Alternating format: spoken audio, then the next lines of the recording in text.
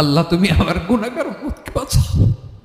এই দুনিয়ার বুকে রব্বুল আলামিন সব নবীকে একটা করে দাওয়া মুস্তাজাবা দিয়েছেন, মানে যে দোয়া করলে কবুল হয়ে যায় সাথে সাথেই। দুনিয়ার সব নবীরা ওই দোয়াটা দুনিয়ায় করে ফেলেছে।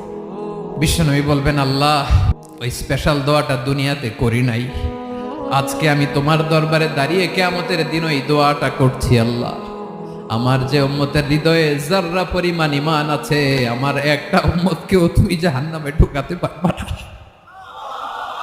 বিশ্বনবী পাগলের মতো একবার হাউজে কাউসারে যাবেন, একবার সিরাতে যাবেন, একবার পুলসিরাতের দিকে, একবার হাউজে কাউসারের দিকে পাগলের মতো দৌড়াতে থাকবেন, তার কোনো গুনাহগার উম্মত যাতে জাহান্নামে ঢুকে না যায়।